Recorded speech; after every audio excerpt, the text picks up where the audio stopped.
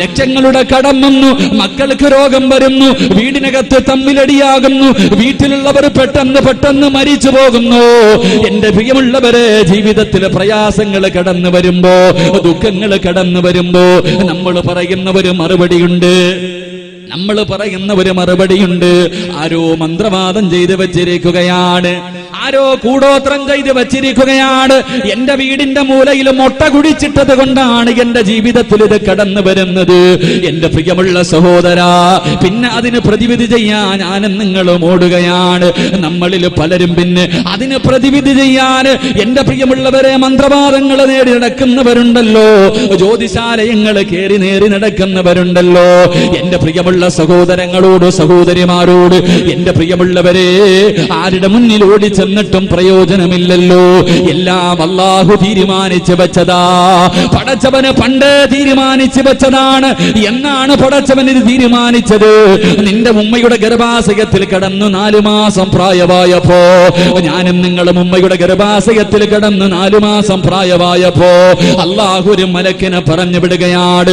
ഉമ്മയുടെ ഗർഭാശയത്തിൽ കിടക്കുന്ന സിറാജ് എന്ന എന്റെ മുന്നിലേക്ക് മലക്ക് കടന്നു വന്നിട്ട് എന്റെ തലച്ചോറിൽ എഴുതി വെക്കുന്നു, സിറാജ്, നീ ഇത്ര വയസ്സ് വരെ ഈ ദുനിയാവിൽ ജീവിക്കും. നിന്റെ ഭാര്യ ഇതാണ്, നിനക്ക് ഇത്ര മക്കളുണ്ട്, നിനക്ക് ഇത്ര സമ്പത്ത് കിട്ടും, തീ തിന്നണ്ട ഭക്ഷണം ഇതാണ്. പടച്ചവനെ, എന്നെ കുറിച്ചുള്ള സർവ്വതും മലക്ക് എഴുതി വെക്കുകയാ.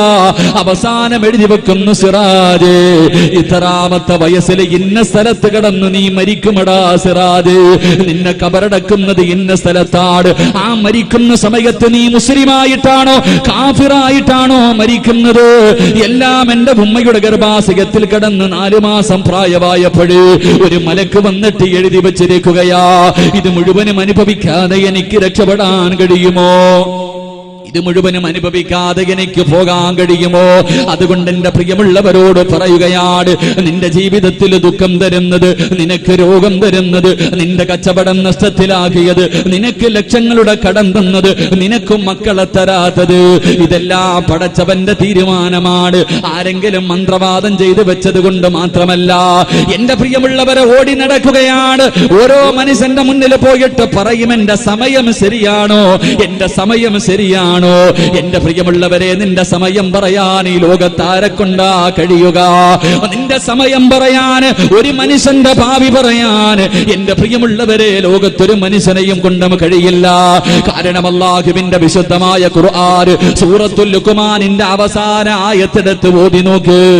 അല്ലാഹുവിന്റെ ഖുർആൻ പറയുകയാണ്, 5 കാര്യങ്ങൾ അല്ലാഹുവല്ലാതെ ലോകത്തൊരാൾക്കും പ്രവചിക്കാൻ കഴിയില്ല. 5 കാര്യങ്ങൾ അല്ലാഹുവിനെ അറിയൂ. ഒന്നാമത്തെ കാര്യം ഏതെന്നറിയുമോ? ഇന്നല്ലാഹ ഇൻദഹു ഇൽമുസ്സാ. ഈ ലോകമെന്നാണ് തകരുന്നത്, ലോകം അവസാനിക്കുന്നതെന്നാണ്. വെള്ളിയാഴ്ചയാണെന്നല്ലേ പറയാൻ കഴിയൂ? അതിന്റെ അടയാളം പറയാനല്ലേ എല്ലാവർക്കും കഴിയൂ? ഏത് വർഷം, ഏത് മാസം, ഏതാഴ്ചയാണെന്ന് പറയാറ് അല്ലാഹുവിന്റെ പ്രപഞ്ചത്തിൽ ഒരു മഖ്ലൂഖിനും കഴിയില്ലെന്ന് വിശുദ്ധമായ ഖുർആൻ പറയുകയാ. രണ്ടാമതായിട്ട് അല്ലാഹുവിന്റെ ഖുർആൻ പറയുന്നു, അല്ലാഹുവിന്റെ ഖുർആൻ പറയുന്നു, വയുനസ്സിലുൽ ഗൈസ.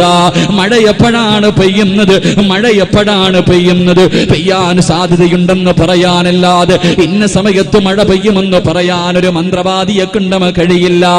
വയഅലമു മാ ഫിൽ അർഹാം. ഉമ്മയുടെ ഗർഭാശയത്തിൽ കിടക്കുന്ന കുഞ്ഞുണ്ടല്ലോ, അതാണാണോ പെണ്ണാണോ, അവന് കൈയുണ്ടോ, കാലുണ്ടോ, കണ്ണുണ്ടോ, കരളുണ്ടോ? എന്റെ പ്രിയമുള്ളവരെ, പറയാൻ, പ്രവചിക്കാൻ 3 മാസം കഴിഞ്ഞാലല്ലേ ശാസ്ത്രത്തിന് പറയാൻ കഴിയൂ? 3 മാസം കഴിഞ്ഞാലല്ലേ ശാസ്ത്രത്തിന് പറയാൻ കഴിയൂ? അതാ 3 മാസം മുമ്പ് ഉമ്മയുടെ ഗർഭാശയത്തിൽ കിടക്കുന്ന കുഞ്ഞിനെ കുറിച്ച് പറഞ്ഞു തരാറ് ഈ ലോകത്ത് അല്ലാഹുവിനെ കൊണ്ടല്ലാതെ മറ്റൊരാളെ കൊണ്ടും കഴിയില്ല. അല്ലാഹുവിന്റെ ഖുർആൻ പറയുന്നു, വമാ തദ്രി നഫ്സുൻ മാദാ തക്സിബു ഗദാ. ഒരു മനുഷ്യന്റെ സമയം പറയാ, ഒരു മനുഷ്യന്റെ ഭാവി പറയാ.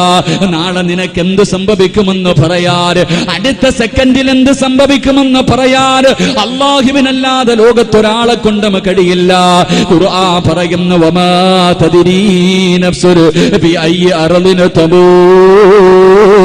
മൗത്ത്. ഒരു മനുഷ്യൻ എവിടെ കിടന്നാണ് മരിക്കുന്നത്, എത്രാമത്തെ വയസ്സില് എവിടെ കിടന്നാണ് മരിക്കുന്നതെന്ന് പ്രവചിക്കാൻ ലോകത്തൊരു മനുഷ്യനെ കൊണ്ടും കഴിയില്ലെന്ന് വിശുദ്ധമായ ഖുർആൻ പരിചയപ്പെടുത്തുമ്പോൾ പാതിരാത്രി ഒരുമിച്ച് കൂടി എന്റെ പ്രിയമുള്ള സഹോദരങ്ങളോട് സഹോദരിമാരോട് അള്ളാഹു നിനക്ക് ദുഃഖം തരുന്നത്, വേദന തരുന്നത്, പ്രയാസങ്ങൾ തരുന്നത് എന്റെ പ്രിയമുള്ളവരെ അതല്ല പടച്ചവന്റെ തീരുമാനമാ, അത് അള്ളാഹുവിന്റെ ഭാഗത്ത് നിന്നാണ് വരുന്നത്. കാരണം അല്ല പറയുകയാണ്, അള്ളാഹു തന്നെ ചോദിക്കുകയാണ്, അഫഹസല്ലാന്റെ ഖുർആൻ ചോദിക്കുകയാ, ഇന്നാ ഖലഖനൽ ഇൻസാന മിൻ നുത്ഫത്തിൻ അംശാജിൻ നബ്തലി. അള്ളാഹു ചോദിക്കുന്നു, മനുഷ്യ നിന്നെ ഞാൻ സൃഷ്ടിച്ചിരിക്കുന്നത് സുഖിക്കാനല്ല. അല്ലാഹു പറയുകയാണ്, നിന്നെ ഞാൻ സൃഷ്ടിച്ചിരിക്കുന്നത് പരീക്ഷിക്കുന്നതിന് വേണ്ടിയാണ്. ഇന്നാ ഖലഖനൽ ഇൻസാന മിൻ നുത്ഫത്തിൻ അംശാജിൻ നബ്തലി. നിന്നെ ഞാൻ സൃഷ്ടിച്ചിരിക്കുന്നത് പരീക്ഷിക്കുന്നതിന് വേണ്ടിയാ. അല്ലാഹു നമ്മളോട് ചോദിക്കുകയാണ്, അഫഹസിബതും മൻ തദ്ഖുലുൽ ജന്ന. അല്ലാഹു ചോദിക്കുന്നു, സിറാജേ സ്വർഗ്ഗം വെറുതെ കിട്ടുമെന്ന് നീ കരുതുന്നുണ്ടോ? അല്ല എന്നോട് ചോദിക്കുകയാണ്, എടാ സ്വർഗ്ഗം വെറുതെ കിട്ടുമെന്ന് നീ കരുതുന്നുണ്ടോ? അഫഹസിബതും മൻ തദ്ഖുലുൽ ജന്ന ഫലമ്മാ യഅതികും മസലുൽ ലദീന ഖലൗ മിൻ ഖബലികും. നിന്റെ മുൻഗാമികൾ അനുഭവിച്ച ദുഃഖങ്ങളും ദുരിതങ്ങളും വേദനകളും പീഡനങ്ങളും പ്രശ്നങ്ങളും പ്രതിസന്ധികളും പ്രതിബന്ധങ്ങളും അവരനുഭവിച്ചതൊക്കെ അനുഭവിക്കാതെ വെറുതെ സ്വർഗ്ഗത്തിൽ കിടക്കാമെന്ന് നീ കരുതുന്നുണ്ടോ? അതുകൊണ്ട് എന്റെ പ്രിയമുള്ളവരോട് പറയുകയാണ്, ദുഃഖവും ദുരിതവും വേദനയും പ്രശ്നങ്ങളും ഇല്ലാത്ത ഒരാൾ പോലുമില്ല. ഇതെല്ലാം അല്ല നിനക്ക് തന്നത് നിന്നെ വെറുപ്പുള്ളത് കൊണ്ടല്ല, നിന്നോട് പടച്ചവന് ദേഷ്യമുള്ളത് കൊണ്ടല്ല. അള്ളാഹു നിനക്ക് ദുഃഖവും ദുരിതമൊക്കെ തരുന്നത്, നിന്നെ കണ്ണുനീര് കുടിപ്പിക്കുന്നത്, നിന്റെ മക്കളെ നിന്നെ കൊണ്ട് കബറടപ്പിക്കുന്നത്, നിനക്ക് ലക്ഷങ്ങൾ കടം തരുന്നത്, വിവാഹം കഴിഞ്ഞ് 10 കൊല്ലമായിട്ടും നിനക്കൊരു കുഞ്ഞിനെ തരാത്തത് അള്ളാന് വെറുപ്പുള്ളത് കൊണ്ടല്ല, അള്ളാന് നിന്നെ ഇഷ്ടമില്ലാത്തത് കൊണ്ടല്ല, അള്ളാന് നിന്നോട് സ്നേഹം കൂടിയത് കൊണ്ടാ, അള്ളാന് നിന്നോട് ഇഷ്ടം കൂടിയത് കൊണ്ടാ. കാരണം അല്ലാഹുവിന്റെ റസൂല് പറയുകയാണ്, ഇന്ന അസദ്ദന്നാസി ബലാഗാ അൽ അംബിയാ. അല്ലാഹുവിന്റെ റസൂല് പറയുന്നു, സഹാബാ ഈ ലോകത്ത് ഏറ്റവും കൂടുതൽ അല്ലാഹു പരീക്ഷിച്ചത് ആരെയെന്നറിയുമോ? അല്ലാഹു ഈ പ്രപഞ്ചത്തിൽ ഏറ്റവും കൂടുതൽ പരീക്ഷിച്ചത് അല്ലാഹുവിന്റെ പ്രവാചകന്മാരെയായിരുന്നു. ആ പ്രവാചകന്മാരിൽ ഏറ്റവും കൂടുതൽ കണ്ണുനീര് കുടിച്ചത്, ഏറ്റവും കൂടുതൽ പട്ടിണി കിടന്നത്, ഏറ്റവും കൂടുതൽ ദുഃഖം അനുഭവിച്ചത് അത് ഈ പ്രപഞ്ചം തന്നെ സൃഷ്ടിക്കാൻ കാരണക്കാരനായ മഹാനായ നബി മുഹമ്മദ് മുസ്തഫ സല്ലല്ലാഹു അലൈഹി വസല്ലമ തങ്ങളായിരുന്നു. അതുകൊണ്ട് എന്റെ പ്രിയമുള്ളവരെ, അല്ലാഹു നിനക്ക് ദുഃഖവും പ്രയാസമൊക്കെ തരുന്നത് നിന്നോട് സ്നേഹം കൂടിയത് കൊണ്ടാണെന്ന് നബി മുഹമ്മദ് മുസ്തഫ സല്ലല്ലാഹു അലൈഹി വസല്ലമ തങ്ങൾ പറയുകയാ. അതുകൊണ്ട് എന്റെ പ്രിയമുള്ളവരോട് നീ പടച്ചവനെ കുറ്റപ്പെടുത്തല്ലേ, നാട്ടുകാരോട് പരാതി പറഞ്ഞുകൊണ്ട് നടക്കല്ലേ. അല്ലാഹുവിന്റെ ഖുർആൻ പറയുകയാണ്, അല്ലാഹു ഇഷ്ടപ്പെട്ട അടിമകൾക്ക് അല്ലാഹു 6 പരീക്ഷണങ്ങൾ കൊടുക്കും. അല്ല ഇഷ്ടപ്പെട്ടവർക്ക് അല്ലാഹു 6 പരീക്ഷണം കൊടുക്കും. എന്റെ പ്രിയമുള്ളവരെ, ഒരു 6 പരീക്ഷണം ഞാൻ നിങ്ങൾക്ക് പറഞ്ഞു തരാ. ഈ പറയുന്ന 6 പരീക്ഷണങ്ങളിൽ ഏതെങ്കിലും ഒരെണ്ണം ഞാനോ നിങ്ങളോ അനുഭവിച്ചിട്ടുണ്ടെങ്കിൽ, നമ്മുടെ ജീവിതത്തിൽ വന്നിട്ടുണ്ടെങ്കിൽ, ഈ സദസ്സിൽ ഇരുന്നു കൊണ്ട് സന്തോഷത്തോടെ പറയണം, അൽഹംദുലില്ലാഹ്, അല്ലാഹു എന്നെ ഇഷ്ടപ്പെടുന്നുണ്ടല്ലോ. അല്ലാഹുവിന് ഇഷ്ടമുള്ളത് കൊണ്ടാണല്ലോ പടച്ചവൻ എനിക്ക് ഈ പരീക്ഷണം തന്നത്. അതുകൊണ്ട് അല്ലാഹുവിന്റെ റസൂല് പറയുകയാ, അല്ലാഹു ഇഷ്ടപ്പെട്ട അടിമയ്ക്ക് അല്ലാഹു 6 പരീക്ഷണങ്ങൾ കൊടുക്കുമെന്ന് നബി മുഹമ്മദ് മുസ്തഫ സല്ലല്ലാഹു അലൈഹി വസല്ലം. അല്ലാഹു നമുക്ക് ഈമാൻ നൽകി അനുഗ്രഹിക്കുമാറാകട്ടെ. എന്റെ പ്രിയമുള്ളവരെ, ഞാൻ പറയുന്നത് ചിലപ്പോൾ നിങ്ങളിൽ പലർക്കും ദഹിക്കണമെന്നില്ല.